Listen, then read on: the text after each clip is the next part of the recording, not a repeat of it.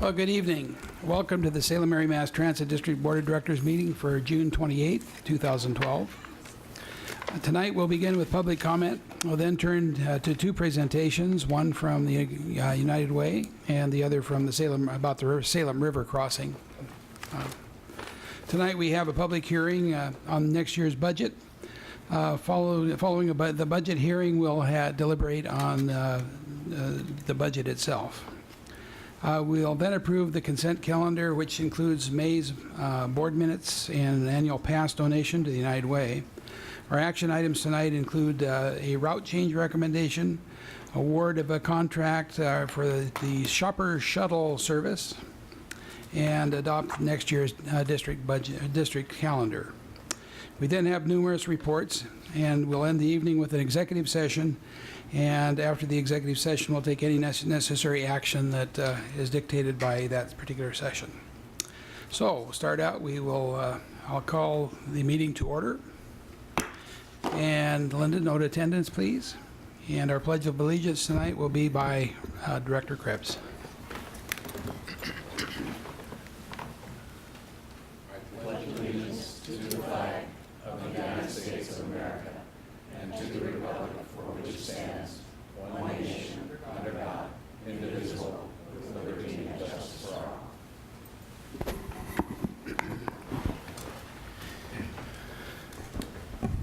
Thank you. Any announcements or changes to the agenda? Yes, I have an announcement and a change to the agenda. First, the change to the agenda. We will be pulling agenda item F, the first reading for the public hearing for the fare ordinance. If there are people in the audience who wish to testify on it, they're welcome to do that during public comment, but we will push the first reading to next month. So July will show the first reading, August will be the second reading, and then we'll go effective October 1st. I'm also adding an executive session item, an agenda item to the executive session. And I do have one announcement I'd like to introduce. I've done it all individually, but formally for the board meeting, introduce our new Director of Community Relations, Sadie Carney, who's sitting in. Welcome.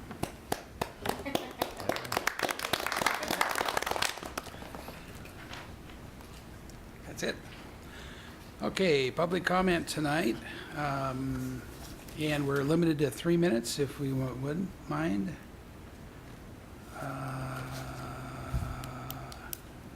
Is it Millard? Yes, please approach the camera, or the podium.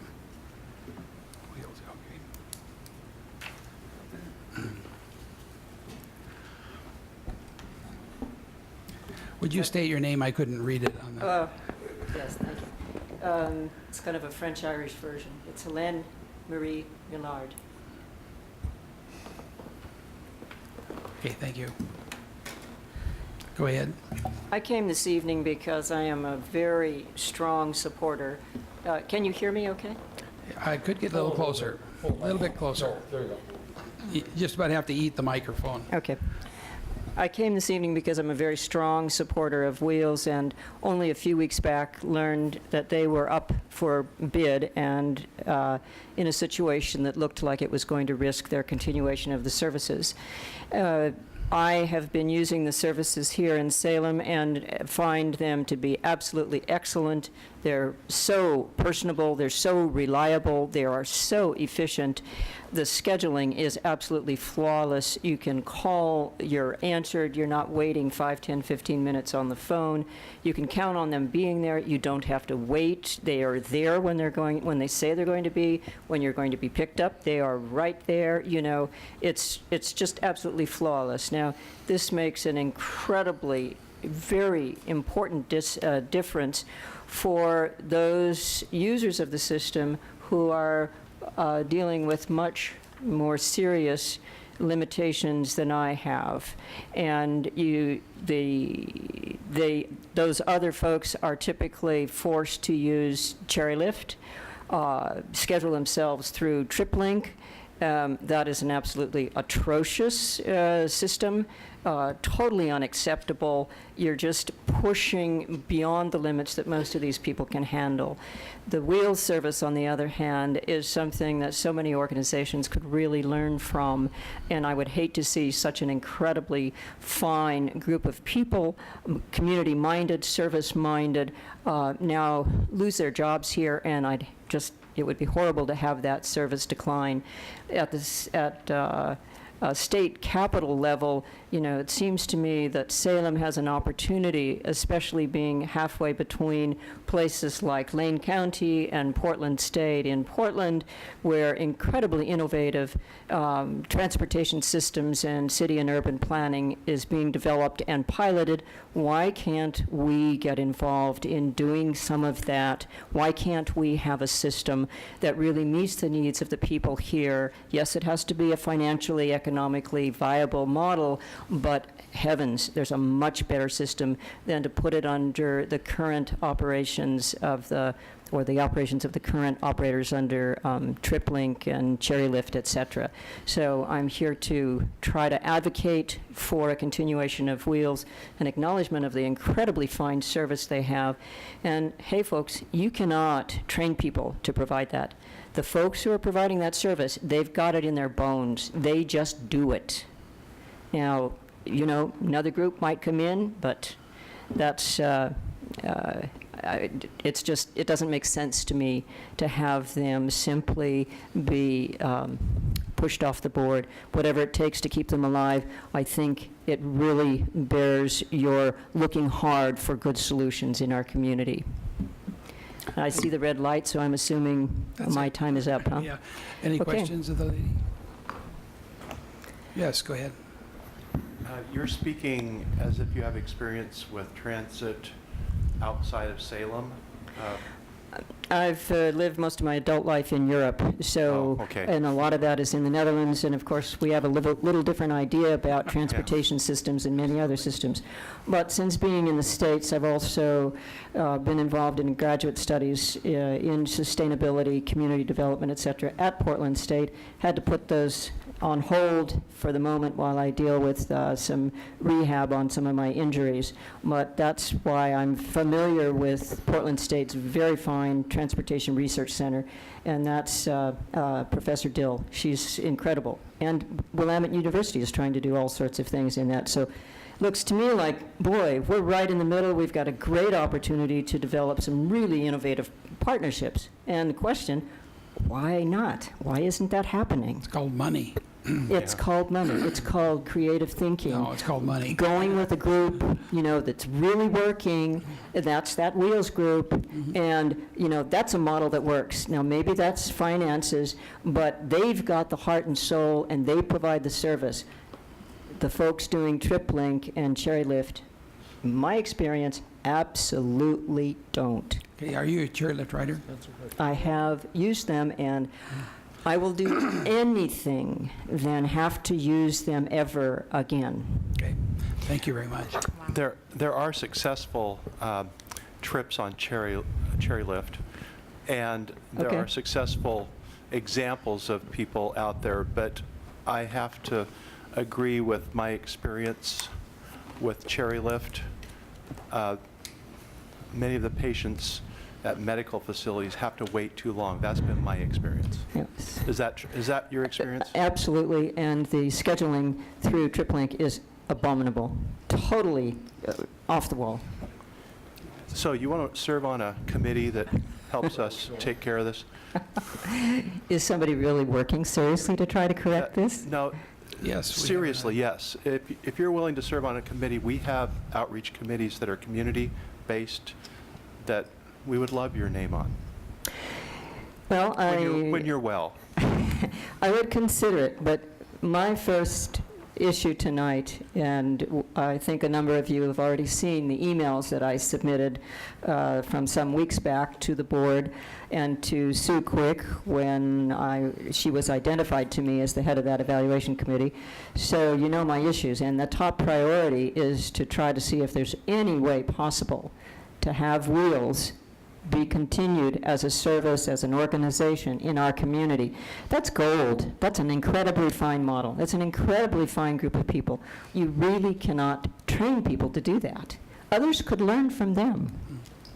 So that's my top priority. I'm open to discussing other things, definitely things that are leading us into a more innovative model here, a more sustainable model financially as well as in services.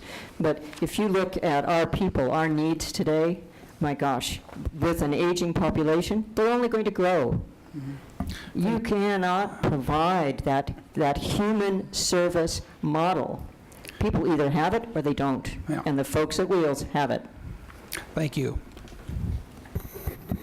I think we should make a video of you for any time in the future when we seriously consider a levy. Thank you for coming tonight. Thank you very much for your attention and listening. Okay, there's no one else on the list. Is there anyone else that wishes to speak? Okay,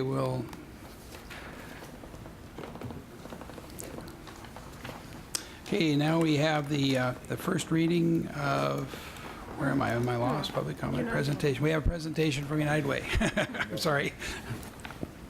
Yeah, I'd like to introduce the Interim Executive Director, Mike DeRoche of the United Way of Mid-Willamette Valley. Well, good evening. It's my pleasure to be here tonight in that role as the interim director on behalf of the staff and the Board of Directors of United Way to do a couple of things.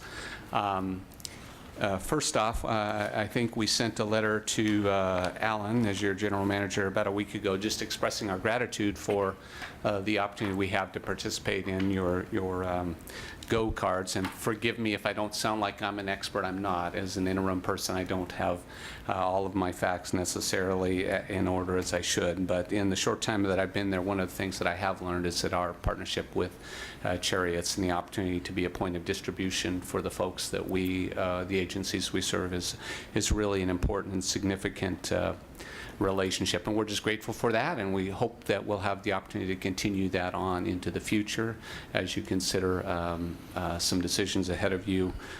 In that letter, we also expressed the opportunity through that partnership to leverage a grant with the City of Salem as well, and to do even greater things to help support those in need of transportation, the neediest of folks. So we're grateful for that. The second thing I'm here to say thank you for is really on behalf of our campaign we're just wrapping up this week, to say thank you to you folks for the generosity and the support that the staff and employees and management of Transit has provided with their United Way campaign. We had an opportunity to sit down this week. This is sort of my week for Transit. I attended a task force meeting. Early in the week, I had an opportunity to sit down with some of our staff and meet with Alan and their team that are tasked with managing their United Way workplace campaign, and tell them how grateful we are for their efforts and work around that. And so tonight I get to stand before you and sort of put a cherry on top of that this week by presenting to you a plaque that we've had made that we're handing out to some of our top campaigns as, again, a way to say thank you.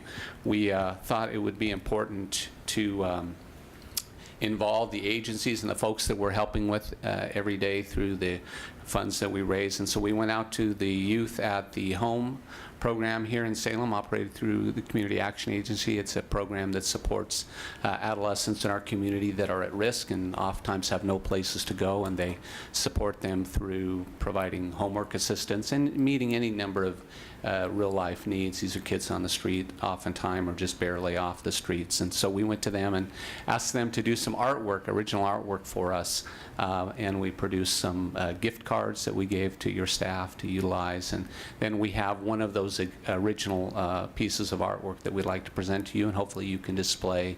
And as a reminder to all of us that at the end of those donations are folks in many places in their life that are struggling, and this is one example of that. So I'll pass this on to somebody, and you can open it up, and I'd like for you to pass it around if you could tonight and show it to your board. Yeah. Okay. Thanks. Well, while you're opening that up, I should say that the true credit goes to the Chariots Connect Committee, the committee that has been formed in support of one of our strategies in our strategic plan to focus on civic involvement and volunteerism in the community. They did lead that effort and did a great job. And in the report that we received earlier, just so you know how well we did, we increased our participation rate from the prior year by 17%, which is a pretty significant increase. So we're excited about that. We got a good pep talk from Mike, and so we know we're in the top 25, I believe, so we're going to see what it takes to get in the top 20. Looks nice, very nice. Thanks, Mike. Yeah, thank you for allowing us to be here tonight, and I just wanted to thank you for personally participating in our community task force and taking that time to be there. I know you have a busy schedule. well, my pleasure again. I appreciate the opportunity to help in any way. So thank you for your time tonight. We appreciate it. Thanks.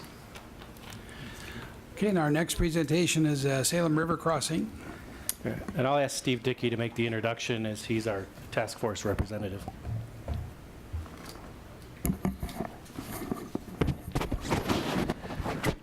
Well, as you're aware, we have this opportunity to evaluate and consider the proposals of various solutions being considered under the Salem River Crossing Task Force and Oversight Committee.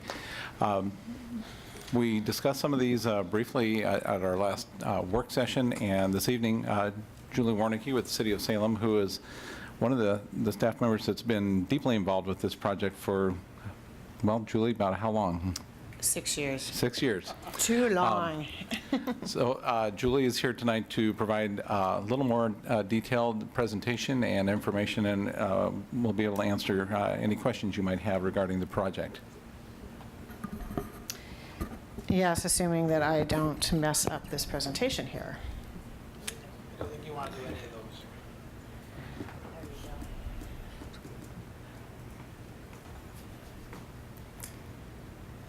those. Okay, well, I will give this a go.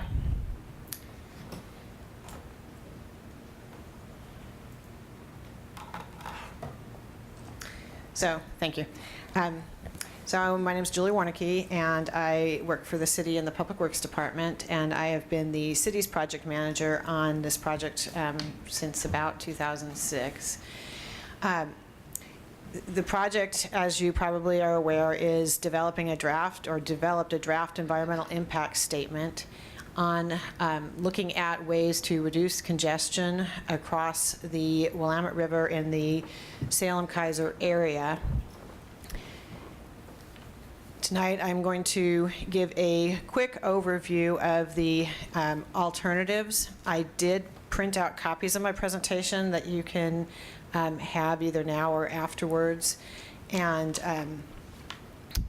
there's also a lot of information on the project's website, which the web address is in my presentation. So I guess the reason I'm saying that is because I'm going to try to go through this pretty quickly, and my guess is that if you really want to look closer at something, you'll probably want to go to the website.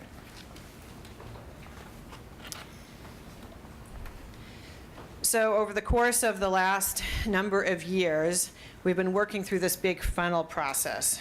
So at the beginning, you might remember, we were trying to come up with the range of alternatives. Some of you who were around might remember that we had sort of a spaghetti map with lots of different colors on it. And we worked through a process to narrow that down to the alternatives that would be studied in the draft environmental impact statement. And then over the course of the last couple of years, technical analysis of those alternatives has been underway, accumulating in the publication of the draft environmental impact statement by the Federal Highway Administration. They are the lead federal agency on this.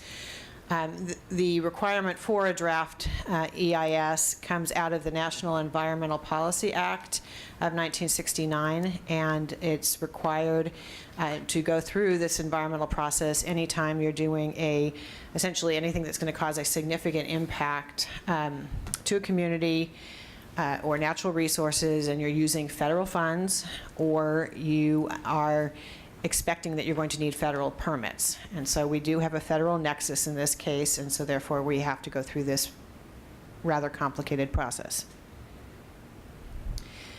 So the crossing locations that we're looking at, there are essentially 3 crossing locations, and then at those different locations, there are a number of different variations.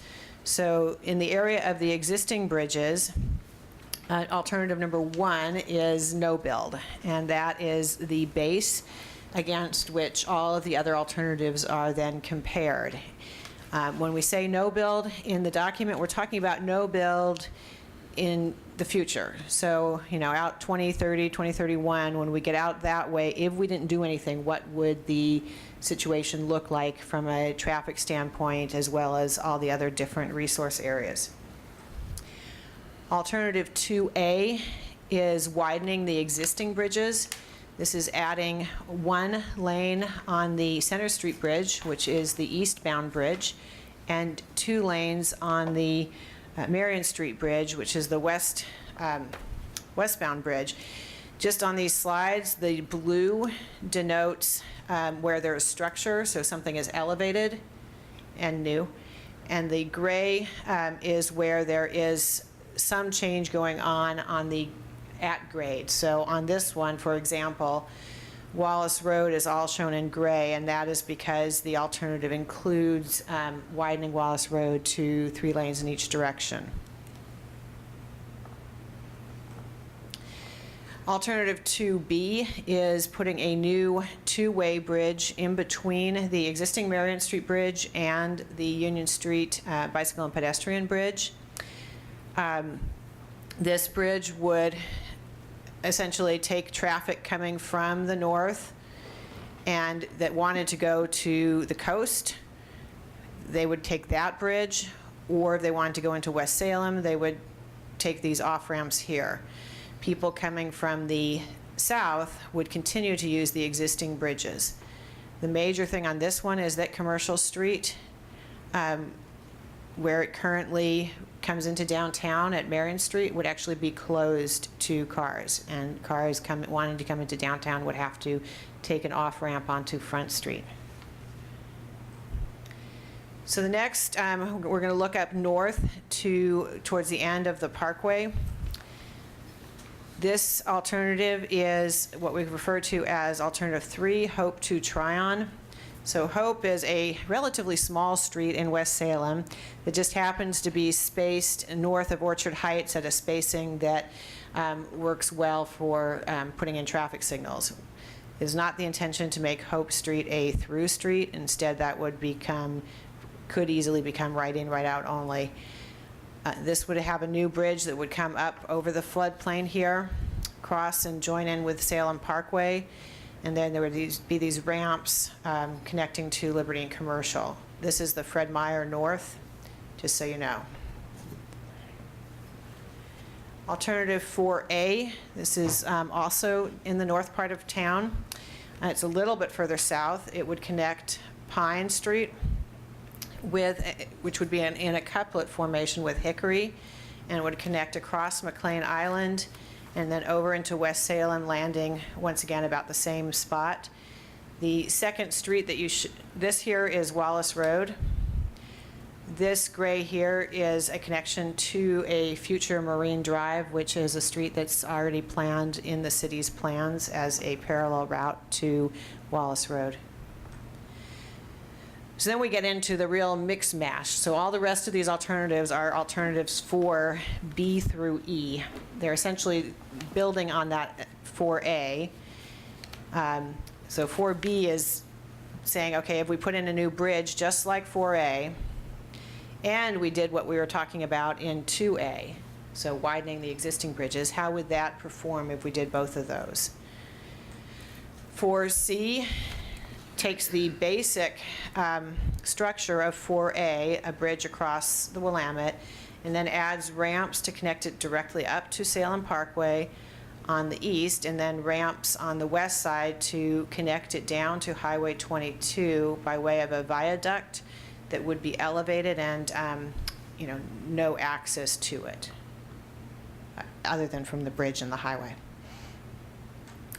4D, this is very similar to 4C. It only has a small difference in the area of the Pine and Hickory Street couplets. They would be shortened, and that was at the request of representatives from the Highland neighborhood to see how that would change the impacts to their neighborhood. And then 4E is, once again, the same as 4C, but this viaduct along the west side of Wallace Marine Park is shifted a little bit further to the west so as to minimize impacts to Wallace Marine Park. So, for example, this one, the Courthouse Athletic Club that's on Wallace Road there, would be taken out with this alternative, but not with 4C. So in the draft environmental impact statement, there's a lot of information. The executive summary is something I'd encourage people to look at. There's a rather lengthy table at the end of the executive summary that pulls out different areas and then compares them across all of the alternatives. We pulled out a few key ones that seem to be of interest to people. This was pulled out for our open houses back in last month, I guess that was. So this here is looking at mobility and how the traffic moves in the future. And so the blue is in the PM and the orange is the AM, morning peaks, and it shows that, how things improve, how the different alternatives impact mobility in the future. So I guess what you can get from this is, let me see if I can have an example. So down here in, for example, the 4C, D, and E, all of those, that vehicle hours of delay is similar to what we have today. So if we don't, so all these other alternatives are going to have a whole lot more delay than we experience today. Cost, always a big issue. The cost estimates in here are, very rough planning level with quite large contingencies, just so you know. And they range. There are, the 2A is the cheapest at $148 million, up to the 4, C, D, and E, which are all around the same dollar amount, around $700 million. Displacements. The alternatives have different impacts on both businesses and residences. You'll see that these are shown in ranges, and that's because the engineering on this is only 5%. So, alignments may shift, and so these are sort of the best guesses of the range of displacements that would be required by the different alternatives. And also given that, for example, with businesses, one building can house multiple businesses or just one, and that changes over time. So this is an outline of our decision-making structure that the project team came up with 6 years ago, and we're still following along with this. The task force, we have a community task force, is around 20 members, and that includes a broad range of both agency representatives, including Steve Dickey from Transit, and also stakeholder interests such as neighborhood groups, business interests, etc. That is the group that has the task of working with the information in the draft environmental impact statement and the public comment, and developing a recommendation for a locally preferred alternative. That recommendation will then feed into our oversight team. Our oversight team is made up of, at the policy level, it includes, board, I can't remember, you guys are counselors, commissioners, or directors. So Bob, Director Krebs is on that group, as well as being on the SCATS policy committee. And there's a Salem City Councilor, Keizer City Councilor, Marion County Commissioner, Polk County Commissioner, and the ODOT Region 2 manager. So that group then is going to be making recommendations on the preferred alternative that ultimately have to be adopted by several of the local governments, as well as by SCATS, which is our Metropolitan Planning Organization. So, for example, the city of Salem will have to adopt whatever the preferred alternative is into the city's transportation system plan. Polk County will also have to take that action, and all of those actions will have to take place before we get to the end of the actual final approval, which comes from ODOT and Federal Highway Administration. So we have a project management team that I'm on with representatives from ODOT and our consultant team. And we have been working on this for, 6 years. And then public input has been ongoing at different phases. And then here you'll notice CEDIS. That is an acronym for basically a group of the federal and state regulating agencies that would have to provide permits for any project. And so the idea is that throughout the process, we are briefing them and getting their concurrence so that we don't get to the end of the line and find out that, oh, you can't get a permit for that. Something like, didn't I see the Columbia River crossing design that too low or something? Yeah. Yeah, so, of course, they were going through the similar process, so hopefully we don't have anything like that. But the whole idea of trying to engage the regulatory agencies all along is to avoid that. So right now, we're at the point where we are moving into that preferred alternative decision-making process. And this graph, which I know is quite detailed, is how we've charted out how the next few months might proceed. There are many other things that might happen, but so this was the public comment period that closed on June 18th. We're now almost to July, and we have our first task force meeting scheduled for July 11th and a second one for July 24th. Those will be the task force working towards narrowing down the options, as well as identifying issues that will need to be addressed in any final alternative. We are optimistically hoping that the task force can get through this assignment in 3 meetings, and so, hoping.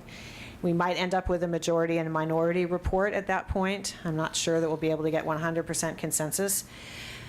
They will then forward that recommendation to the oversight team. We're targeting late August. The oversight team will then, this is where you guys start to get more involved, I guess.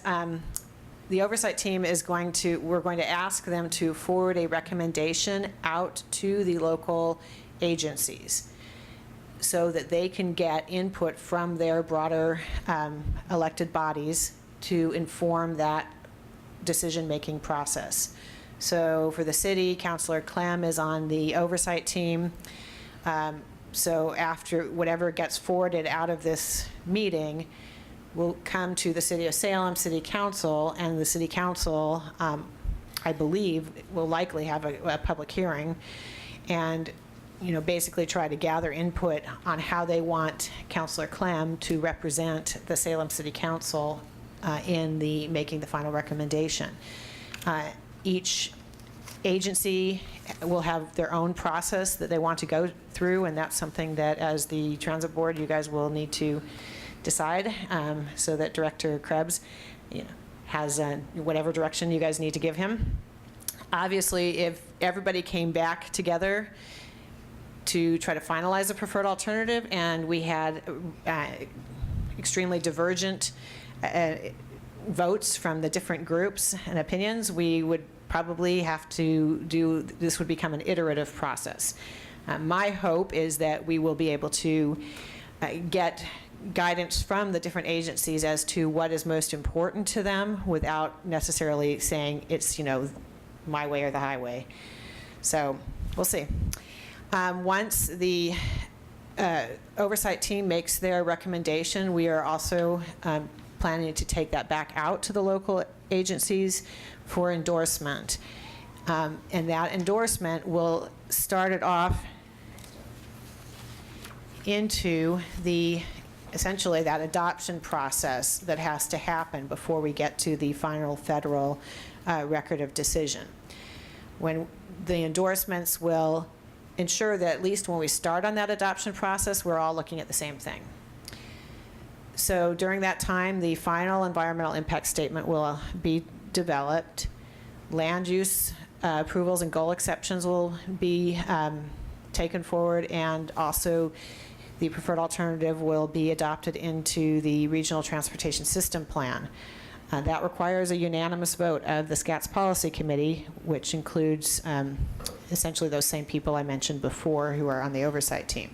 So we're all sort of having to go through this in lockstep together, and it's going to be challenging.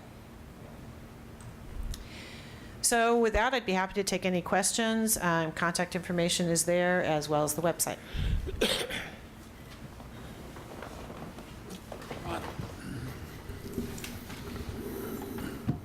Do you think you're moving at a good pace on this or not? Do you feel like things are moving in the right direction? It's a little early to know. I think that the first and second task force meetings will determine, and it's possible that we'll have to go back and do some more research that will slow it down. But I think that it's important to get the right answer because, well, one, because, we're making a big decision. And then the second reason is because we will likely get sued by somebody. And Count on it. I have just a couple quick questions. Okay. The chart on page 16, regional mobility comparison, is that a forecast for 2033, or is that today? that is the future forecast year. I believe it's 2031. 2031, great, yeah, great. Well, then also on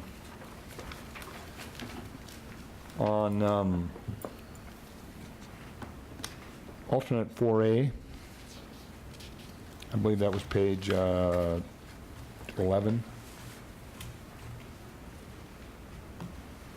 It seemed to me that one sticks out only because of the structural ability to be able to span the bridge over McCain Island. Is that why that's cheaper than, seemed like that was more cost-effective than some of the other alternatives? They could use McCain Island there to Yeah, I mean, put supports. I'm not an engineer, but I'm The farther sure. you span a bridge, the more it costs. Yes, so I would assume that that would be one Okay. reason, yeah. I like that alternative. Yeah, I know with alternative 3, for example, this one, the reason it is, I think, more expensive is just because the sheer amount of structure that's involved, not just through crossing the bridge, but also those rampings on the east side. Mhm. And it seems like that has a lot more businesses you have to deal with. The last thing is, if I see a bridge in my lifetime, that's great, that's fantastic. I know government moves very, very slowly, but the idea of widening the existing bridges is throwing good money after bad in my idea, in my mind. I like some of these alternatives, though. Thank you very much. Thanks. Kate? I just have a question for Alan. Can you remind me again what our method to come to the presentation for recommendation is? Our method, transit. Sure. Well, the first thing, at the July 9th work session, we have this agendized so the board can discuss the report so that our task force and oversight reps can get an understanding of what's important to you. And then ultimately, when it comes back to the local governments, we'll hold our own public hearing and get input, and then the board will make give direction to Director Krebs for his proposed solution. Similar to the cities, it'll be the same. Okay, Steve? I'm the West Salem representative for the Transit District, and I think this is about my 5th time through this, and I always think about the people in each situation that are going to be displaced, and not to advertise for any store or anything, but when they corner me in Roths about what's going to happen to me, I live near Hope Street. What does happen to them? Well, when we get to the point of a,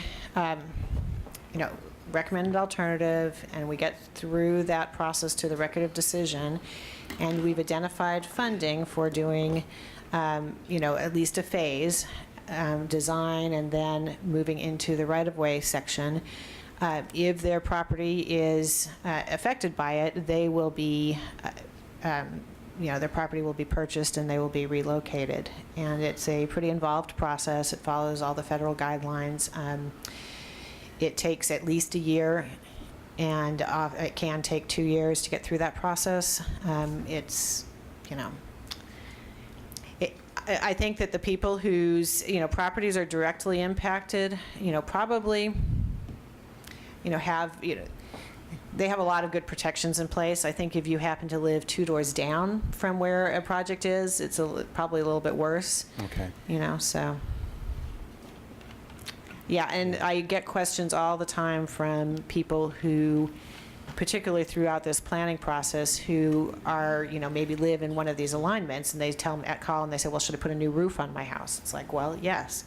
We don't even have a preferred alternative, let alone any funding. And if you are, end up being displaced, we will work with you and you'll be compensated for your, the value of your property, including whatever enhancements you've done. So we will often, in these cases, we don't have many of these cases, but we have at the city, when we've known we've had projects coming up and we've known that they were going to involve purchasing some houses, we've let people know that, hey, we're not ready to buy your house right now, but if you're ready to sell, call us before you, and if we have the funds, we'll buy it now. And so with the Market Sweegle project that we're doing right now, there's a number of those houses that over the years we had purchased because the people wanted to sell.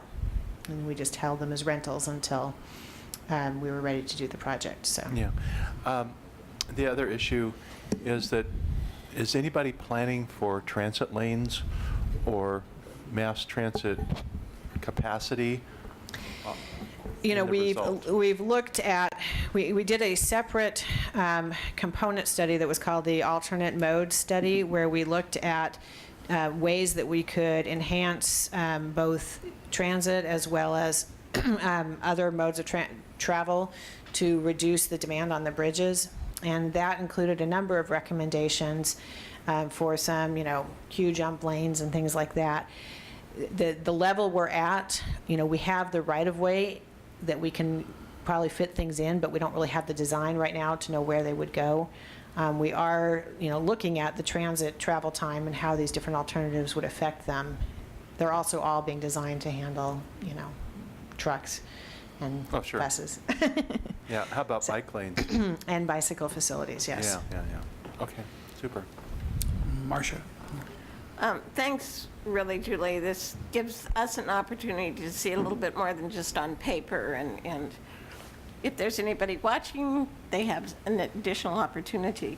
I think one of the things on the alternatives that have the longest, not necessarily the widest blue, you said that all of the blue is above grade, correct? So this means that we have, in fact, very long bridges, which create some of the really large costs in some of the options. Is that not correct? Yeah. I mean, structure costs more than at grade. A couple of the reasons, just in general, I have this great map. I wish I had it electronically, but I don't. But, in the 96 flood, and probably again this past winter, this all, floods. And so even though the river is only this wide, the bridge has to be significantly wider than that. Now, when you come down here and you have this viaduct to provide a direct connection to Highway 22, yeah, that jumps the cost up.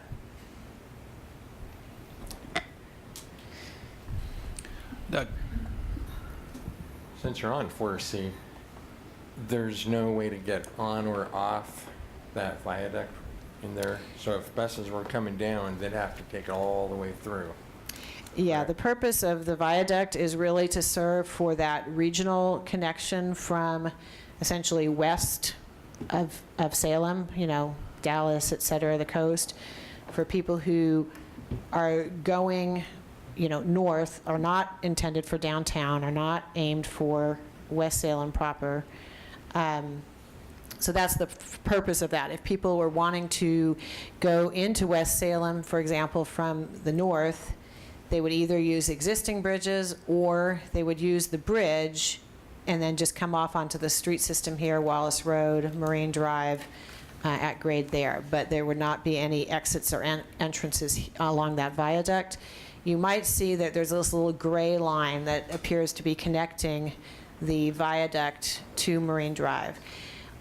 What's going on here is that actually Marine Drive, it does exist in this, is just underneath the viaduct, so that there is a local circulation road under there that will provide additional circulation in that area east of Wallace Road, and also that will provide additional access to the park there. Yeah, I was looking, let's see, that's 4C. Is it 4E that is similar to that, except there's a way to get on? Nope. Okay. The only thing different with 4E is it's shifted, the alignment of that viaduct is shifted a little bit to the west. Okay, thank you. Okay, other questions? Any idea how you're going to pay for it? Well, I'm personally probably not going to, no.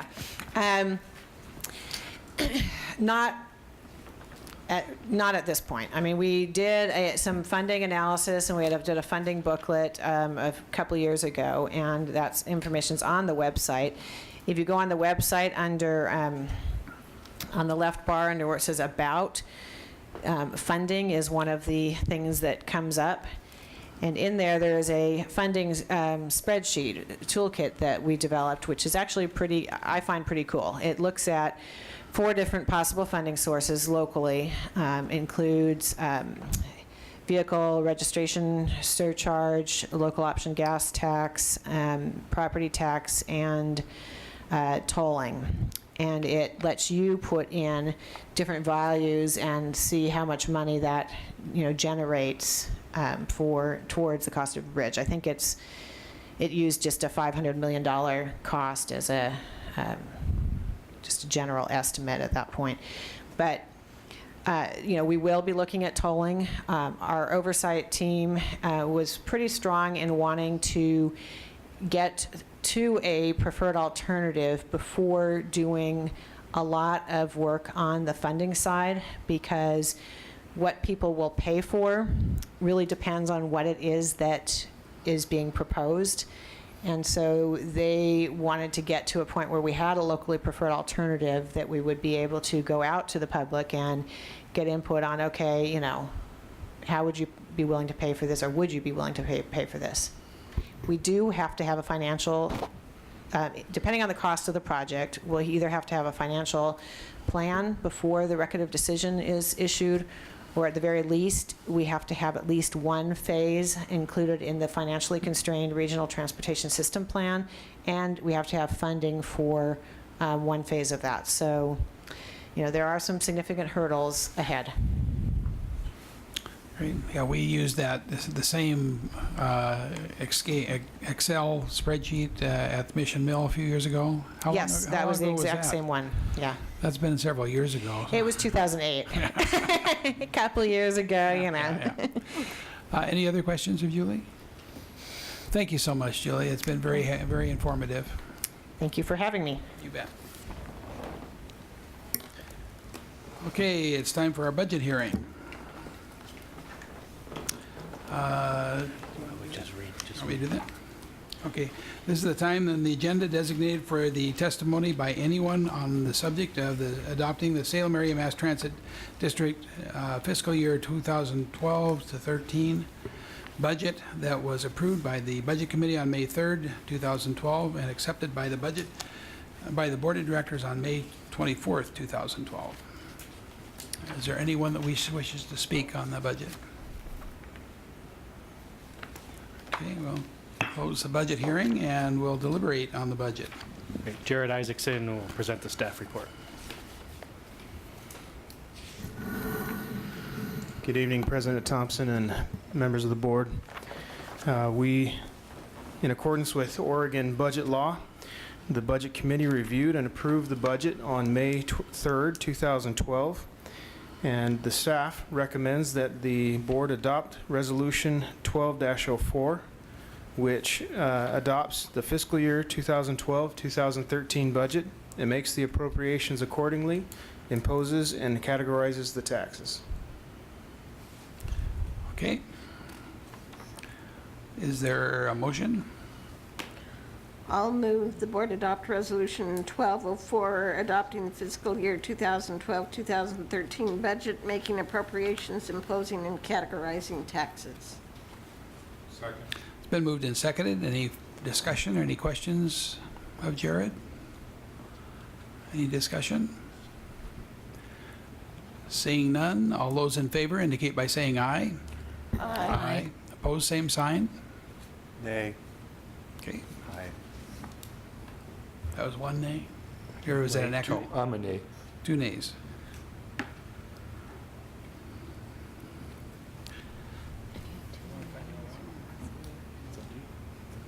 Okay. Let's talk about it at the work session and see what our difficulties might be there. Okay, budget has been approved. It doesn't have to be unanimous, does it, Ben? No. Okay. Okay, we have a consent calendar tonight. Do we have a motion on that?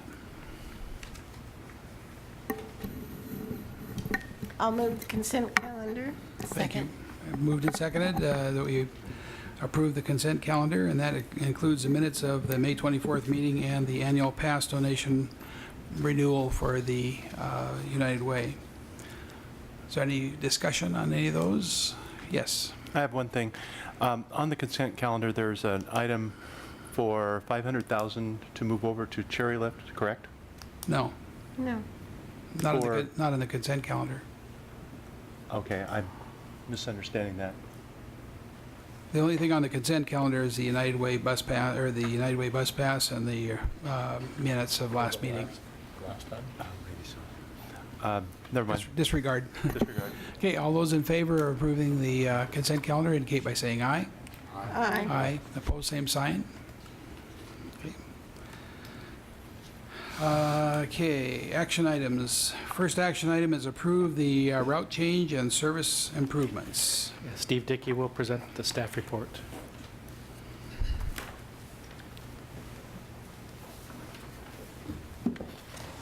Good evening, President Thompson, members of the board. This evening, we are bringing a recommendation for service improvements to some of the routes that we have. As you remember, in September of 2009, we made a complete overhaul of our system, redesigning our routes in order to meet budgetary restrictions and to be able to reduce our service level to a level that was sustainable underneath our annual revenue that we received. We knew that when we did this, that while the service brought new routes, better, faster times, and better service to the Salem Keizer area, we also knew that over time we would be able to see areas where there might need to be some adjustments and changes in order to improve service still within those available resources. Typically, whenever you have such a major change, you do want to allow some time to pass in order to allow the community to settle into the new system and to allow travel patterns to be developed. It's been now since 2009 an adequate period of time, and over that time we have collected a number of comments from the community. We've listened to areas where service was needed. We've also evaluated performance data on the various routes. And in the summer of 2011, we began to focus in on routes 3, which is on Portland Road, 5, which is on Center Street, 7, which is our route that goes out, originally was out on Fairview Industrial Drive, routes 10, and 12 and 25, which serve West Salem, and Route 15, which serves the connection between Keizer Transit Center and Chemeketa Community College, and Route 17 on Market Street. We looked at these first focusing on Route 7 and Route 15, and with a number of opportunities here, we begin to look at, one, the need for service on Turner Road, and also the need to consolidate our services connections at Chemeketa to the front of the college. That was a change that was approved in March of this year by this board, and we've seen actual very good success on those changes. We've seen an increase in ridership monthly from the stops that are being served on Turner Road, serving the Paradise Island and Lakeside Village mobile home parks, Walmart, and that was an area that we had pretty regular comments on needing service. Chemeketa is working very well. Part of that was due to the fact that Chemeketa is revising that portion of their campus where Route 15 used to serve in the back, in addition to 2 of our CARTS routes. We were able to work with Chemeketa and arrange for all those routes to meet out in front of Building 2, where the other 3 routes that we operate were meeting, and that those service changes have worked well. They're not interrupting on-time performance at all. So now we are at a stage where we are looking at especially the area in West Salem where it was significantly hit with the reduction in service in 2009. This process has taken over a year. It has involved a number of staff from our operations division, marketing and communications, our transportation development, and we have received input from the public as well. So with a lot of creative thought and ingenuity and a lot of looking and trying various models, we finally have a model that we believe will benefit the community and with very minimal impact on service levels. What we are proposing is that there will be, instead of 3 routes in West Salem, we will be moving to 6 routes, including 1 limited morning and evening service commuter route. We will be able to add service now to a section of Dokes Ferry that we did not serve previously between Orchard Heights and Glen Creek. We will be able to add service to Glen Creek from Dokes Ferry down to Wallace Road. We will also increase our service coverage in the Edgewater district and be able to have service along the full length of Edgewater rather than just the segment that is between Girth and the Capitol Manor. We will have better coverage through the neighborhood in that area, and we will also, as a result of some of the changes that we were able to do, have some limited improvements in later evening service into limited areas of West Salem. The way we are able to do this is by, when we looked at the service levels and the use of our services, we discovered that on routes 5 and 17, which are currently 15-minute service all day, that after 6 p.m., the use of those routes drops to approximately 50% of what it is the rest of the day. With that, it was determined that reducing that service to once every 30 minutes allows us to have the staff time to place into West Salem and also to address one other issue, which is our Route 3 on Portland Road. During midday currently, between the hours of 9 a.m. and 2 p.m., that route operates only on an hourly basis.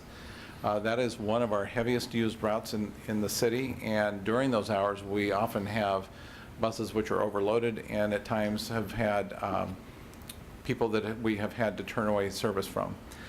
With this change and with reallocating these resources, we're able to also then increase service from 9 a.m. to 2 p.m. on that route to 30 minutes, consistent with the times before and after that.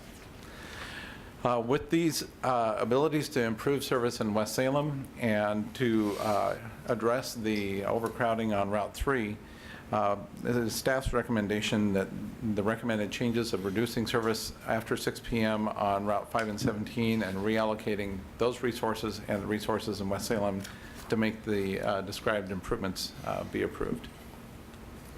And these would take effect on September 4th of this year. Okay, is there a motion? Question? Well, let's do a motion first. Somebody do a motion? I move that the board approve route and system changes for service on routes 3, 5, 17, and for all service in West Salem as described in attachment A, to take effect on September 4, 2012. Thank I'll you. second it. Moved and seconded. Ron, you had a question? Steve, did we uncover this reallocation of fund need because we overhauled the whole system? We looked at every route, we found out the West Salem issue, or do we just focus on West Salem? I'm not quite following. Okay, we have an opportunity to increase service, and the reason we're increasing service and be able to pay for it, because we've reallocated some funds based on some non-used routes, correct? Correct. Did we find that non-used routes by looking all over the city, or just West Salem? Oh, no, we looked all over the city. Okay, so there's other areas in the city of Salem right now that we could do the same thing? Possibly. Any changes we make right now is a reallocation of those resources. At this time, we don't have extra resources to place into providing additional service. So we responded to the request, especially of West Salem, because it was so significantly impacted. So we focused really on West Salem more than, But we also responded to the need that was expressed along the Portland Road corridor as well. okay, so my questions overall is, in general, is just, of the city of Salem, of all the routes we have and all the services we have we uncovered other areas where we could, say, reduce service to a half an hour to an hour because we don't have enough ridership, and use that money to increase service someplace else to lower the strain? I would say we are constantly monitoring that on a regular basis, but to say specifically today, could I identify any particular route? No, I could not identify that today, but we are monitoring ridership, we're monitoring performance, and realizing that with the limited resources, we have to place them where the need is greatest. So we are constantly looking at how those resources are allocated. And that's the kind of thing that I think, as a in the financial condition we're in currently, we need to let people know that through public relations or whatever areas, that here's what we've done and here's what we're going to do for you Absolutely. to help overcrowding or help service levels. Thanks, Ron. Kate? And I have a question. When you redo these routes and add certain ones in, like West Salem in particular, is there a potential for savings now with the ADA service, meaning people can use those routes rather than cherry lifts? Anytime that you improve the coverage, you do have that potential to save cherry lift trips, because sometimes the reason for being eligible for a cherry lift ride is because of the distance that an individual would have to travel from their home to the bus stop. And so by bringing service closer to some of those people, they would be able to use the fixed route rather than having to use cherry lift. Marcia? Steve, thanks for the presentation. I think if I remember back in some discussions at work sessions, a lot of the West Salem change is reallocating hours that were already in West Salem. Yes, that is correct. As well. So it's not taking very much out of the other areas. It was just reallocating the hours that were in West Salem. Is that correct? Exactly. In fact, our first approach was looking at, on the West Salem side, was looking at the hours that were only available there. And that's where we kept coming up really close, but not quite getting there.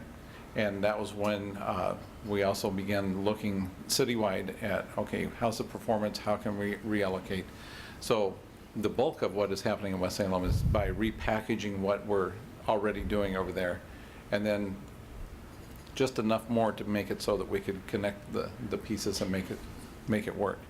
And you did mean district-wide, not citywide, correct? Yes, district-wide. Steve? I've been to many of the meetings you've been to, and we had a really strong showing in West Salem, and it seems like it was well received, the effort that you made, and I appreciate your creativity in coming up with a solution. I know I was drawing lines all over the map, hoping, to solve it, and I appreciate what you've done. Well, thank you. Thank you, and it was definitely a team effort, definitely a team effort. Bob? I've got to commend you. I think it's everybody's been saying run it like a business, and that's what we're doing. You're putting the service where the business is, and taking off service to compensate where there isn't business.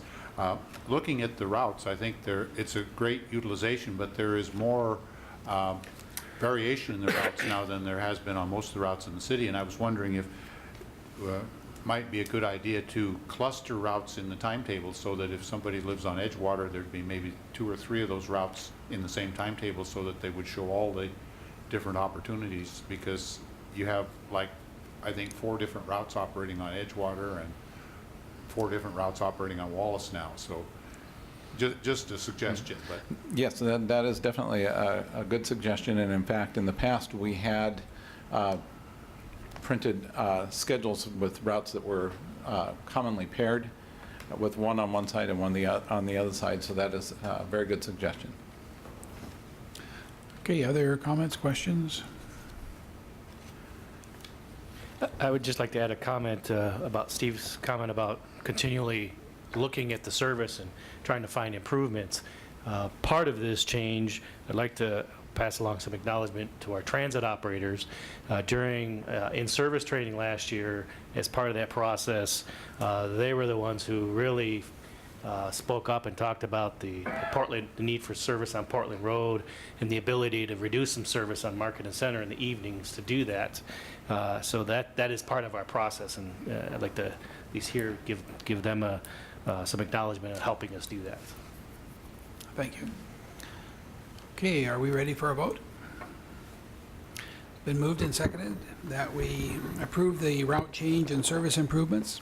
All those in favor indicate by saying aye. Aye. Opposed, same sign. Okay, good. Okay, next is the approval of the contract to award for the shopper service. Shopper service. Shopper search. Shopper. Sue Quick will I know. present the staff Shopper report. It's a hard one to say Yes. sometimes. Good evening, President evening. Thompson, members of the board. I'm glad to be here tonight. I'm here with a recommendation from the committee to award the contract for the shopper service and the urban demand response service to MV Transportation. To give you a little background, the shopper service has been around for many years. It is above and beyond the ADA standards. It serves seniors and people with disabilities throughout the Salem and Keizer area. The program is supported through the Specialized Transportation Fund, which one of our staff members manages, and this utilizes state transportation funding. The service provides several routes for shopping, plus a dial-a-ride service, and currently is operating 4 days a week with 2 buses. For the fiscal year 2012-13, the total budget is $205,000. Maintenance for the buses is being projected, maintenance and fuel at $27,000, and the contracted service allocation is $178,000. Since 1983, OHAS, Oregon Housing and Associated Services, has operated the shopper service, and under the current contract, OHAS has been responsible for 100% of the operation. That includes the service, the trip reservations, and the vehicle maintenance. This contract will expire Saturday. However, which isn't in the report, it has been extended for 1 more month. The OHAS has agreed to continue the service until August 1st. With the beginning of the new contract, vehicle maintenance will be brought in, performed by our district staff. The calls will be taken through the call center and through the TripLink Center. As you know, a request for proposal went out on April 27th. A pre-proposal meeting was held on May 14th, and the process closed on June the 8th. 2 proposals were deemed responsive and in accordance with the RFP instructions. The proposals were submitted by MV Transportation and Oregon Housing and Associated Services. An evaluation committee met and was established to review the proposals. And there were, the committee scores were based on different criteria that was set forth and put out with the RFP when it was released.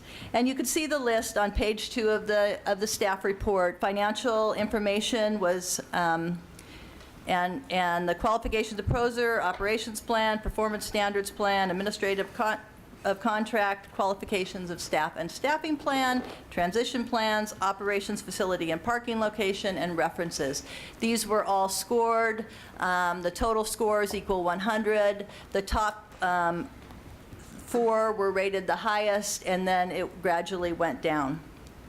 I have included in the staff report some of the proposers' budgets, MV and OHAS, as you can see. And I will say, while the committee's comparison scores were similar in areas such as the qualifications of the proposers, the transition plans, and the operations facility, the results weighted heavily toward the proposed budget and the operations plan in general. Operating 5 days a week, putting as much service as we could on the road. This is public transportation that is available for all seniors and peoples with disability. As you can see on the bottom of the proposals, the number of revenue hours that MV has submitted that they could deliver in a 1-year period is 5,040. The number of revenue hours that OHAS could deliver in a 1-year period was 3,336. So the final scoring for the committee deemed MV to be the most competitive, cost-effective proposer, ensuring the greatest amount of service to the senior and disabled communities of the Salem Keizer area. Therefore, the committee is recommending that the board authorize the general manager to negotiate and enter into a contract with MV Transportation for the shopper service and limited dial-a-ride transportation service. May I answer any questions? Got a motion? Okay, go ahead. Let's do the motion first. Let's do a motion first. Yeah. I think that's the way we're supposed to do it. I'll move the board authorize the general manager to negotiate and enter into a contract with MV Transportation for shopper service and limited dial-a-ride transportation service for seniors and individuals with disabilities. Okay, moved and seconded. Okay, Steve, go ahead. So what this means is are we going to spend more money because we're using 5,000 hours instead of the current 4 days a week? No. The way the shopper service is funded, it's an amount of grant money that Right. comes from SDF. So when the RFP went out requesting proposals, there was an amount of money, 200, let me go back to my number. We asked, how much service can you do for $178,000? Right. That's how much money is in the grant. What was the 205 for then? The 205 is the total amount of funds there are. 27,000 was allocated to maintenance and fuel. Oh, okay, that's the combo of the two. Correct. Okay. So you heard the passion tonight of one of the I did. speakers. What is to guarantee those folks that are currently getting that service that they get the level of service that they deserve? Who's going to monitor the service? We are? Okay. I want her to know that the service is going to be monitored and that the public's going to be served by it. There was some passion involved there in her speech, and I understand that it. completely, Steve, and Yeah. I understand Yeah. what you're saying. I think that OHAS and Wheels has done a wonderful service for this community. I just don't think as a committee we can really be fiscally responsible if we're not putting as much public transportation out there as we can. And we will monitor the service. Right. Our goal is to get more routes, more people served, and we are monitoring our call center at this point on our call times. And the bottom line is, if we have more shopper hours served, that will draw from Chairlift, possibly. Perhaps. Mhm. Yes. And that will benefit the district bottom line overall economically, or fiscally. It could. I think it will also really benefit the public. That's what I'm saying. When somebody calls, if they wanted to go to, like, say, Fred Meyer, we could say, we can give you a Cherry Lift ride on Tuesday, Fred Meyer. Did you know that there was a shopper shuttle available that goes to Fred Meyer on Thursday? Exactly. But there is a limit to the funds in the shopper, and Cherry Lift is per ride. Correct. Okay. So there is a great opportunity for savings if those rides can be linked, that are Yeah. shopper rides. Well, correct. Any Yeah. person we can shift off of Cherry Lift and onto any other service is Exactly. fiscally responsible. But That's what our travel trainers do. My final question is, Yeah. will somebody be monitoring that so that we can possibly make that happen and still serve the public well? I believe we can. Okay, that would be my wish, and Okay. that's just my Yeah. thought. I will provide a report, after the service gets up and going, and we define the routes, and I'll provide a report on the shopper service to one of the work sessions, if you'd like. Sure. Ron? Sue, I forgot your name, ma'am. Mrs. Millard? I didn't forget, I just couldn't pronounce it, but your passion was mainly about customer service. And customer service, from what I understand, doesn't really cost anything more or less than any place else. It's just doing the things the right way. And we're always talking about money and issues with how much money we have. Her plea was customer service. Is there a way that we can understand how Wheels is doing it and the customer service they're giving, and maybe help train? I know that's hard to think about, but help train some of the people that in our system and in Shopper and everything else, so they get the same level of service. I don't know exactly the training Not sure if that's that what you OHAS have. does. I do know from working with some of their employees, some of the classes that are offered through OHAS, and MV is offering the same training. There's, passenger assistance, securement, and there are pretty, stock paratransit trainings. It sounded like to me that there might be some kind of a miscommunication or something between Wheels, that level of service, and other levels of service. And if they're both doing the exact same training, somebody's not getting it. Could be. We monitor our contractor. We have standards of customer comments, either negative or positive. We have standards that we follow and that we monitor our contractor with. When there's a complaint that is about customer service or any part of our service, then it has to be answered within 5 days and completed by our contractor, from us to our contractor, back to us. So we always complete the loop of complaints by our contractor. Currently. Steps are in place. I'm just Yes. hoping that we can. Kate is up next. Yeah. Kate is up next. You can't hog the microphone. Sorry. I just wonder if it's appropriate to have the director of MV Transportation speak up about their customer service and comment on this, because he's involved, and maybe take this opportunity to comment on their training. President Thompson, what's your pleasure? Are you up for that? Come on down. Yeah, come on down. Steve Onenson, our general manager for MV Transportation. He's sitting there. So what questions can I answer, or concerns? I guess just address the general conversation as far as getting the feedback where you're hearing that people are more satisfied with Wheels, and that it sounded like there's some complaints with call times, and just generally how you address those complaints as an organization. Okay, all right, well, those actually are two things. The call times are one thing involved with TripLink, and as far as the customer complaints, like Sue said, complaints come in to the call center, they're put into the database, and then they come to myself or the operations manager over at Cherry Lift, and we investigate it, interview the drivers. A lot of the times we pull the Apollo tapes to see if it's a valid complaint. Sometimes they are, sometimes they aren't. Then if there's necessary coaching that needs to be done with the drivers, as far as, listen, that was kind of inappropriate, some people don't understand, you might have said that in jest or something, so there is the coaching as far as customer complaints go. And then I do track to look for patterns of individual drivers that seem to repeat themselves, and take the necessary steps if I start seeing a pattern of bringing them in and doing a little more coaching and a little more discipline if we're not getting the proper response to our coaching.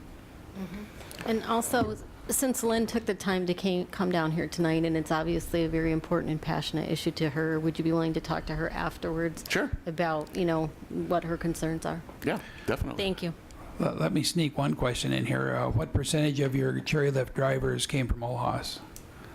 About 90%? Or? Yeah. So Yeah. it's the same people that worked at OHAS that work for MV. Yeah, I mean, we basically, when we took over the cherry lift and also the carts program, 100% of the people that came over were OHAS people. Really, it's just the fill-in drivers that we've hired that haven't come from OHAS at this point. So, yeah, at least 90% are probably. Steve, do you have a question for Steve, or you have a question for Sue? Because I have another question for Steve. But I have to comment that I am aware of how many OHAS drivers you have over there, and I do know, by public disclosure, I've been involved with OHAS in the past as a member of their board. So you probably already know that. Yeah. But I do know what training they go through, and just as a statement, no reflection on you personally, but it's a climate that and an expectation that is set for the drivers by the relationship that they have all around. And I think that cherry lift in its nature, because OHAS ran cherry lift before you got the contract, it's an extremely stressful, schedule-driven system. You know that. Certainly. It's crazy. And to be everywhere at the same time is extremely difficult. So those buses travel under a lot of stress as far as getting to their clients, right? So the shopper is a little bit different in its nature. And just so I can clarify, the shoppers are going to be run as a separate entity. There's not going to be, like in the past when OHAS ran it, where you're commingling in the cherry lift with maybe the shopper shuttles, that these two buses are going to be dedicated to just the shopper shuttles and also to the dial-a rides. So there won't be any of the cherry lift or the DD53 people, on these vehicles. It'll be a dedicated service for. Well, they didn't do that. They didn't mingle the shopper. They mingled them in wheels. There was a time 4 years ago. We ought to probably not get into that I agree. right now. Thank you. Did you have another question? No, I'm good. Any more questions? Probably out of order, but since how she brought the whole Okay. thing to light. Go ahead. Come up to the microphone, please. Now you can hit them both on the way by. Mine is actually a point of clarification, and I think that I led some of the discussion and you astray, because as I understand it from my own experience, as well as the people I've spoken to about wheels, cherry lift, trip link, the hugest point of aggravation is scheduling and calling in through that call center, the trip link. So I believe I've led everybody down the path of cherry lifts, big, bad, horrible, et cetera. And like you were saying, Steve, there are certainly some good experiences there. I haven't had them personally, but I'll believe it. But the hugest place that has to be transformed for everybody's sake is that call center. It's a total disaster. And that's actually what I was referring to. And if I, in my statement, said cherry lift, it's the first place that's got to be transformed is that call center. That's just totally out of order, out of line. Thank you. Thank you for the opportunity to clarify that. And Steve, can you tell us what's happening at the call center Well, to how about if I improve? update you on that a little bit? Okay, you can. Somebody can. A couple things are happening with the Tripling call center. We did experience a pretty big influx of calls when we took over the DD53 clients. As you recall, we went from 8,000 rides a month to 12,500, and we had to do it in a 3-day span to take that over. So I'm the first to admit some of our call times got long. We are currently staffed fully. Every every phone is filled at our peak time, which is between about 3 and 5, because everybody has to call in before 5 o'clock for next day service on Cherry Lift. Along with that, the district found some leftover state money that we applied for a grant for a new phone system in our TripLink call center. And Jared and David Gulliver have been in the process right now of investigating that. In fact, have a meeting with a vendor in the morning. So we're really looking forward to getting a new call system in our TripLink center that could give, the opportunity for callbacks if there was no CSR available. So I understand the wait times are longer than we want, but let me assure you that we are working with our vendor to correct that. Well, thanks, Sue. Marcia? Is it also that if we can, if people don't all call at the same time, if we can work with our customers so that they're not all calling between 3 and 5? Yeah, that would be I mean, that would the be- optimal thing. Also, though, creatures of habit, we know, that we have until 5 to call. And we do it with our laundry on Sunday night when we've got to get it done before we go to work the next day. It's like the last minute calls is really what overflows it. We will try to do some work on that as well. Our main problem right now is we don't have enough phones for all of the calls that are coming in. Our phone system is older. Kate? I was just curious if you ever have any options to integrate requests for rides by email or internet, so if somebody does it at night, they're in. Do you have that? Yes, people can request rides in email. Okay, are we through with this? Are we ready to take a vote? Okay, it's been moved and seconded that we approve the contract for the shopper service. All those in favor indicate by saying aye. Aye. Opposed, same sign. Okay, very good. Thank you, Sue. Thank you. And next item is the adoption of the 2013, fiscal year 2013 budget board meeting calendar. Man, I can't even talk. Right. As you're aware, every year at the June board meeting, we present a schedule of board meeting dates for board approval for the following fiscal year. Over the last couple of years, we've presented 2 options to you, one being 12 meetings. We typically hold our meetings the 4th Thursday of the month.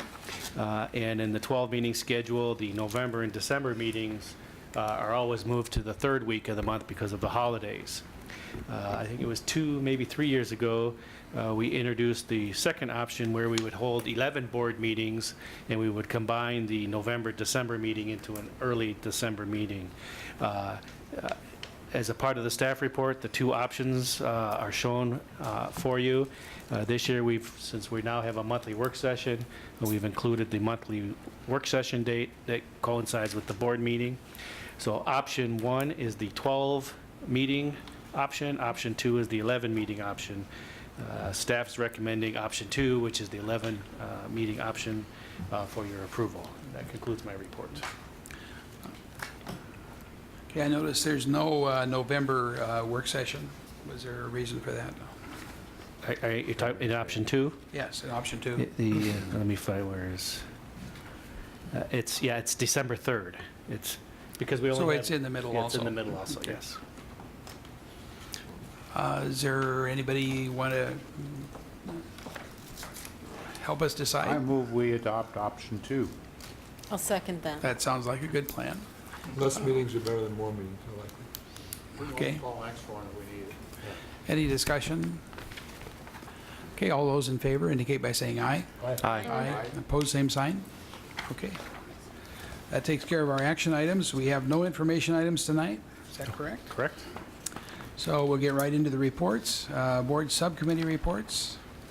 All right, the cover sheet for this is on page 55. It's the list of the regional meetings, and we typically will just go down the list. And if there's anything to report, so we'll start at the top with. Okay, mine is the COG meeting, the Mid-Willamette Valley Council of Governments meeting. We had one, and quite a good meeting, actually. We went over and examined the revisions to the way we count or estimate population in the future, and that has a great impact on federal funds and things, so I'm sure it has an impact on our organization also. Marion County received a lot of accolades from the small communities in Marion County for the way they handled their part of it and helping the communities to receive what they are due. Another thing that COG is moving, they're moving this weekend, I believe it is.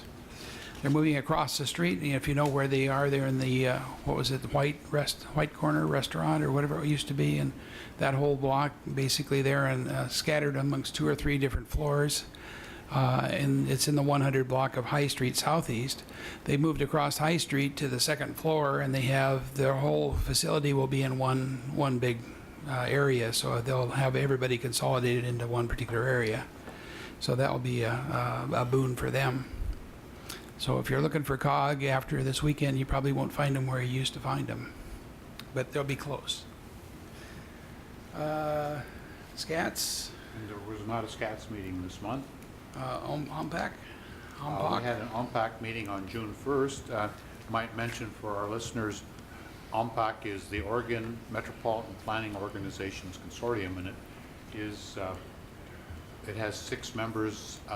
Basically, they are the Portland metro area, Salem Keizer area, Corvallis, Eugene, Lane County, and Southern Oregon, Rogue Valley, and the Bend area. Those are the 6 members. And our next meeting will be in Bend on, I believe it's August 19th. It's a Friday. At the meeting, most of the items discussed were a lot of highway things coming up. There was a discussion of the safety planning and regional safety programs that are being developed. Also, the Oregon Freight and Highway Plan amendments. There's some new planning things that more or less affect governments and MPOs, and they do transit districts, but it allows you to supersede some of the rules of planning rules in developing certain types of projects. The meeting was held in Salem, and so we had a tour of the Union Street Bridge and the waterfront park. We were supposed to have a high-speed rail upgrade, but there wasn't anybody there to present that. There was a lot of talk about things that are going on, including flexible funds and so forth, but most of it, again, is dealing with highway and just general planning activities. We are planning a fall summit, and that will probably take place in mid-November. And the next meeting will be coming up, as I say, in Bend in mid-August. Thanks, Bob. Questions of Bob? MWAC? We did meet. Most of the meeting was a presentation on the projects that happened within the maintenance areas across the 3-county area. So most of it was road stuff, although often that includes doing some improvements for pedestrian crossings and sidewalks when something is happening that way. The good news there was most of them were under budget. And then we had an initial discussion on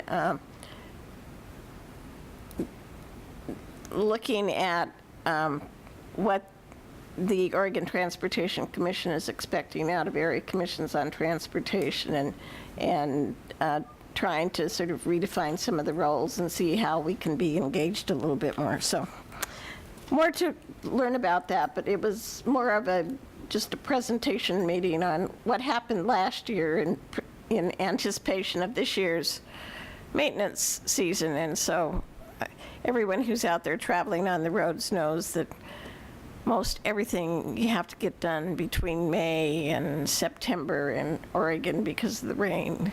So there are flaggers out there, and drive at safe speeds. Thank you. River crossing? Didn't have any meetings other meeting? than, I don't think we had any meetings. Those were all last month. Nothing on the Specialized Transportation Fund Committee this month. League of Women Voters? I think we need to change this to the Community Task Force because that's the direction we're transferring. And we did meet this week, and we have some new members this year. We have the United Way, and we have Mary Polk Food Share, and Sandra Gangle has joined as a representative for the League of Women Voters. And you might need to add the study that you, committee for the Kroc Center pedestrian solution that you added me to. And Alan is actually going to prepare some information for our next meeting, because when I attended the meeting, they didn't have all the facts about transit, and so Alan's going to follow up. This is on the Kroc meeting. Yeah, it was voted, I was voted on to represent it at the last meeting. Yes. And then I have a request at the end. You have a what? I have a request at the end Oh, for under the public hearing activities. okay. Do you want to go ahead and request it? Yes, I think we skipped a step tonight. I have a tradition of asking new employees why they want to work for Salem Keizer Transit, and so if Sadie could tell us a little bit about herself. Chad would be glad to know she didn't escape that question. Why did you want to work for Salem Keizer Transit, and a little bit about your background? And what I do still. Yeah, I haven't been frightened away yet. Well, I completed a master's degree in transportation planning last June with Portland State University. And prior to that, had been doing marketing and communications in various guises for different places. And moved to Portland after living in New York City, and really was pretty determined to move to a city with a thriving public transportation system where I wouldn't have to buy a car, because I'd been car-free in Manhattan, as was logical, and I wanted the opportunity to remain so. And so I did for several years, until the temptation to drive myself to the mountain and go skiing became too strong. And now I have a Subaru wagon, and I also enjoy that mode. But I really, going back to graduate school really gave me the idea that I had learned enough and lived in enough luxury that it was time to take my knowledge and my skills elsewhere and kind of serve in other communities and try and build the same capacity that I had enjoyed and come to really see as a great boon to a community. And when the opportunity presented itself, I jumped at it, and after a rigorous interview process, I'm very happy to be here, and really humbled and honored to be working within this community towards this end, because I think it's an admirable cause, and one that really can stand to benefit communities both in social respects and economic respects, and so yeah, I'm pretty thrilled. Thank you. Thank you, Kate.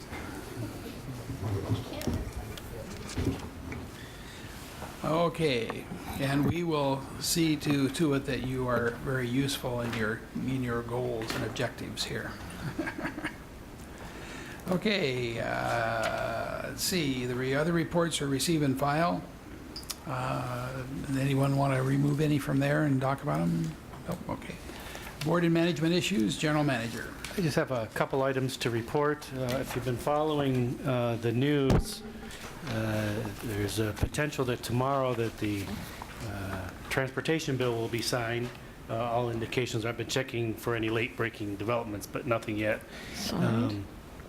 The transportation bill would be good through September of 2014, and there's a couple of key components in there I'd like to share. Received an update early this morning from Joel Rubin, our representative from CFM in Washington, D.C. He's been going through the draft report, and the two items he shared with me, one is the formula fund flexibility. If you recall, we took position to support flexibility in the formula fund for operating, and it appears in the final language that the 100-bus rule has been included. Some slight modifications, but the important part there is that regardless of population density of a service area, any system that has between 76 and 100 buses operating in peak service can use up to 50% of their formula funding, and for those operating 75 or fewer, up to 75%. So that does allow us the flexibility if that goes through. We will be cautious on that as we still want to maintain a strong capital program, but it allows us to work through any tough issues. The other one is more of a capital projects process. It appears that within the language there's a NEPA exemption for what they're calling small capital projects. Those are capital projects that are less than $30 million, and that there's less than $5 million in federal funds in the project, that there would be a NEPA exemption, and you can go for an immediate categorical exclusion for an environmental assessment. And just about every one of our projects is going to fall into that category. So if that comes through, that will allow, as we move to South Salem and other transit centers, a little quicker process if we fall within those categories. So as you know, with the bill ever changing and it gets through the House, it may change a little bit, but we will sure to be read the fine print once it's approved, but those appear to be in there. So. And so it's scheduled to be voted on? I believe tomorrow. You're hoping tomorrow, okay. Tomorrow, yeah, because the 30th is the deadline. Yeah. Senate did it late last night, so they could be going tonight. They went through the conference committees, now both full floors have to vote. Okay. Pipeline issue out? That, I believe the pipeline has been removed. That was the issue. Yeah, it was removed, That has been removed. but they have other stuff in there, of course. So we'll follow those developments. And of course, September 2014 sounds good, but we'll have to start immediately on the next reauthorization bill. But it does give a little consistency for us for a fiscal year. And then we'll send you the information, and I think we've put it on the agenda, your calendar of events, but reminder, before the next board meeting, our annual summer picnic is being held, and so we'll get you the information on time and location and all that, and we hope your schedule allows you to participate in that activity. And that concludes my reports. Thank you. Mine's rather brief. Went to several meetings during the month. We went to 2 open houses on fare structures this month and 1 on the Keizer Transit Center open house. I'm really excited about the Keizer Transit Center. I think that's going to be great. I'm really anxious to see that come to fruition. And August 8th is the shoveling of the first dig out there. So bid requests are currently out. Is that correct? I guess Chad's not here, but bid requests are out now. They went out this week, and so we'll be seeing something on that very quickly. We had brought the community task force back together again. That's the one that we started probably, 2-3 years ago? 2009. 2009, okay. And they've been on hiatus for about a year because we got to a point where we decided that there was no need for, or there was not a good time for a ballot measure, or there was no way to find any extra money, and so we held off on meeting for about a year. So we called them back together again this week and explained what's been happening since the last time we met, and they were quite impressed with all the things that we had done, and Alan's going to be putting together a comparison, a side-by-side comparison for them for the next meeting, which is in August, and we'll be seeing how they can help us in the future of our organization.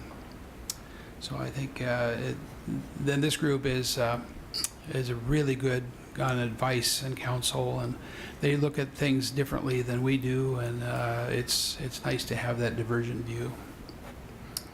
And I think we can go on to, let's hit Steve up first. Okay. He's been pretty talkative tonight, so we'll find something else. Thank you. Well, I'm going to be gone for a couple of weeks, and I had to make up for it somehow by Okay. working at it. I attended a council of school administrators over at Seaside this last week, and I went there specifically to go to a workshop on community building. I visited with a lady named Donna Telly, which was a fun name to say, and she represents a group called mindmixers.com in Omaha, Nebraska, and they work with communities on community development of all the stakeholders, and it's a platform that people can sign into, and it's interactive in that you can be on the television and they can send in questions and you can react to the questions right there live. And I think that would be a great thing to kind of network with CCTV or whatever as we go forward in our goal of eventually having Saturday service again, let's hope. And then I attended the West Salem Business Association meeting, one of the fare structure meetings, the West Salem Neighborhood Association meeting, and that's where I saw another one of the Salem River Crossing events. And I visited with an accountant firm and a possible client for a Betsy tax credit purchase. And I'm anxiously hoping that all works out for them so that we can sell some of our Betsy tax credits. Okay, Ron? I was involved in some of the same meetings that I think we were all involved in. I met with Jared on some specific budget issues. Kate and I and Jerry met to discuss some comps on other regional transportation general manager compensation plans, so we can see what we're looking at. But I had an idea. We went to the last open house for the Keizer new Keizer Transit Mall, and had an idea about perhaps in the groundbreaking to have maybe some commemorative shovels made up for this board and also for the Keizer City Council. So I ran it by Jerry and Alan. They thought it was a great idea. I was actually supposed to bring a sample tonight. I forgot it. But I do have a sample. I'm going to meet Miss Carney tomorrow morning at Starbucks in Keizer and give her that, and then she can bring it to whomever. And I think it's a great idea. That was supplied through Chuck Sides from Mr. Kerr of Kerr Construction, who did most of the work out there at Keizer Station. And I'm still trying to get a cost on those, but that can't be too difficult to find a cost on commemorative shovels. And anyway, I thought it was a nice gesture for transit, for the Keizer City Council and the mayor. So it'd be a good idea. So Anyway. you'll have 2 of them in your house. I'll have more than 2. Oh. Okay. Oh, look. You can get one down at Case for $10. Will they sign it for me? Not gold-plated ones, No, though. not gold-plated. So, yeah, very busy month, but the highlight was bringing the community task force together, and I think that was exciting. definitely great. How about you, Doug? That was it. A busy month. You talked all night. I didn't have a busy month at all, and I've got a lot to say. Hey, I don't know how you can do a whirlwind tour through Montana, but I tried it this last week. Wyoming, Montana, Idaho, and one of the highlights was going through some ghost towns, AKA tourist traps, and there were 2 that were pretty close together, and they had this train tracks that went right past both of them, and they had a train. You start here, you come over here, and then you can go back and forth like that. I could only think of Bob, and I thought, I wonder, is there a way we can do that here? So It's called I'll a talk to you streetcar. about it. Yeah, well, something. It just got me thinking about it. I want to talk to you about that later. I also had some kudos for someone on staff, but, I left the name on the kitchen counter. But somebody had called me up, left a message and said, there's some bus stops that you have in Lancaster near Market, and I'd like to spruce up the ground around it. So would it be okay if I did that? I guess he's got a a business nearby, and he wanted to do it. And by the time I got back to him, and he had already called someone and talked it over, and he said that person was very helpful, and got the name, and I'll find out who it is, and and then give a kudo to that person. Also, the employee appreciation banquet I thought was great fun. It seems like it happened so long ago that it was June 2nd, right? Yeah, good. I was thinking I should have said it last meeting, but yeah, I had a great time, and Kate did a fine job of giving her little speech, and that's all I have. I had 9 meetings this last month, not as many as some months, and some of them are already mentioned, but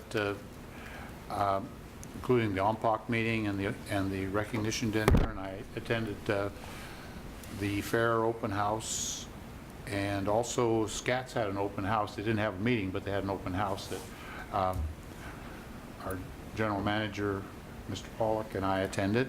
I didn't talk as much as he did, but we had a chance to give the Federal Highway Administration some ideas about how they should be taking care of transit.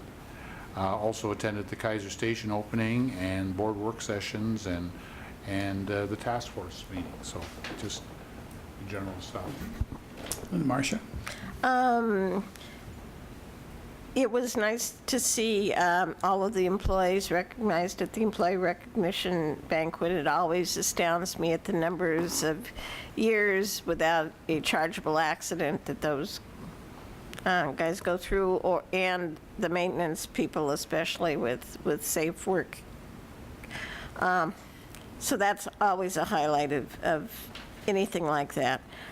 Did the Area Commission on Transportation, which we've already talked about, the work session, and the task force, and my last, as a board member, SCAN Neighborhood Association meeting, because I'm timed out now, so I can't go back to SCAN for at least a year, so as a voting board member. So it was a much lighter month than Bob's. Okay, anybody forget anything? I thought of something along the way, but then I've forgotten it again, so. Okay, next item on the agenda is the executive session. So I'll read this, and then we'll take a break a short break while people leave the building. Pursuant to ORS 192.660, sub 4, sub 5, members of the media permitted to attend executive session are asked not to report, disclose, or publish the content of any executive session. Number 1, litigation or potential litigation. Pursuant to ORS 192.660, sub 2, sub H, the board will meet in executive session to consult with attorneys designated by the governing body regarding their legal rights and duties in regard to current litigation or litigation that is more than likely to be filed. Number 2, the general manager's performance evaluation, part 2. The board will meet in executive session pursuant to ORS 192.660, sub 2, sub I, and 192.660, sub 8, to review and evaluate the performance of an officer, employee, or staff member if the person does not request an open meeting. This request for executive session may not be used to do a general evaluation or any agency goal, objective or operation of, or any directive to personnel concerning those subjects. So anybody that doesn't belong can go, and the rest of us are going to take about a 5-minute break.